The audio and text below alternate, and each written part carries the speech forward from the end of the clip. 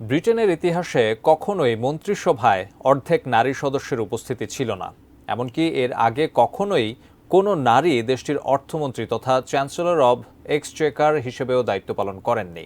সেই বিবেচনায় নতুন প্রধানমন্ত্রী কিয়ার স্টারমার তাঁর মন্ত্রিসভায় বেশ নতুনত্বই এনেছেন। যদিও বাংলাদেশি বংশোদ্ভূত এমপিদের মধ্য থেকে কেউ জায়গা পাননি এই মন্ত্রিসভায়। চমক দেখানো স্টারমারের নতুন মন্ত্রিসভা নিয়ে বিস্তারিত জানাচ্ছেন সহকর্মী ইমতিয়াজ আলম।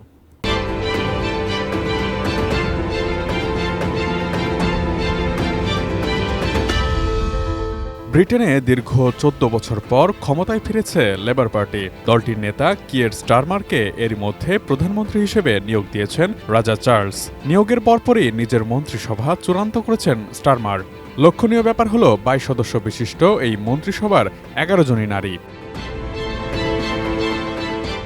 ব্রিটিশ সংবাদ মাধ্যম বিবিসির প্রতিবেদন অনুসারে কিয়ের স্টারমার নিজের কাছে প্রধানমন্ত্রিত্ব ছাড়া অন্য কোনো দায়িত্ব রাখেননি। তার মন্ত্রিসভার উপপ্রধানমন্ত্রী হিসেবে দায়িত্ব পেয়েছেন অ্যাঞ্জেলা রেইনার। অর্থমন্ত্রী তথা চ্যান্সেলর অফ এক্সচেকার হিসেবে দায়িত্ব পেয়েছেন রেচেল রিভস। গুরুত্বপূর্ণ পররাষ্ট্র মন্ত্রণালয়ের দায়িত্ব পেয়েছেন ডেভিড ল্যামি। অর্থ মন্ত্রণালয় উপপ্রধানমন্ত্রীর মতো গুরুত্বপূর্ণ ব্রিটিশ স্বরাষ্ট্র মন্ত্রণালয়ের দায়িত্বও পেয়েছেন একজন নারী। তিনি হলেন ইভেট কুপার। ব্রিটিশ মন্ত্রিসভায় প্রধানমন্ত্রীর পর সবচেয়ে গুরুত্বপূর্ণ মন্ত্রণালয় ধরা হয় Chancellor of the Duchy of ল্যানচেস্টারের কার্যালয়কে। এই মন্ত্রণালয়ের দায়িত্ব পেয়েছেন প্যাট ম্যাকফার্ডেন। এই মন্ত্রণালয়ের কাজ হল ব্রিটিশ সরকারের অগ্রাধিকার ভিত্তিক প্রকল্পগুলো বাস্তবায়ন করা। নতুন মন্ত্রিসভায় ব্রিটিশ বিচারমন্ত্রী হয়েছেন শাবানা মাহমুদ। ব্রিটেনের ইতিহাসে নারী হিসেবে তিনি এই দায়িত্ব পেয়েছেন। তার আগে প্রথম নারী হিসেবে এই মন্ত্রণালয় সামলেছেন সাবেক ব্রিটিশ প্রধানমন্ত্রী লিজ ট্রাস।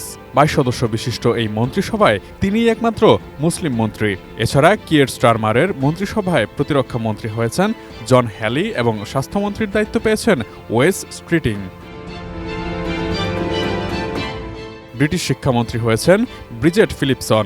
জ্বালানি মন্ত্রী হয়েছেন এড মিলিব্যান্ড এবং শ্রম ও পেনশন বিষয়ক মন্ত্রণালয়ের দায়িত্ব পেয়েছেন লিজ কিন্ডাল। ব্যবসায় ও বাণিজ্য মন্ত্রণালয়ের দায়িত্ব পেয়েছেন জোনাথন রেনল্ডস।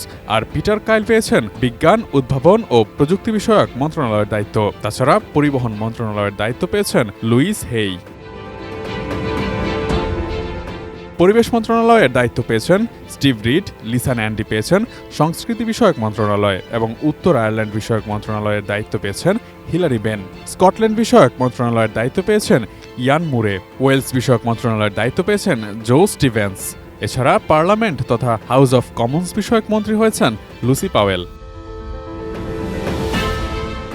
ব্রিটিশ পার্লামেন্টের উচ্চকক্ষ হাউস অব লর্ডস বিষয়ক মন্ত্রণালয়ের মন্ত্রী হয়েছেন ব্যারনে স্মিথ অফ ব্যাসিলডন। পার্লামেন্টে চিফ হুইপের দায়িত্ব পেয়েছেন Alan Campbell. British secretary of treasury হিসেবে দায়িত্ব পেয়েছেন ড্যারেন জোন্স।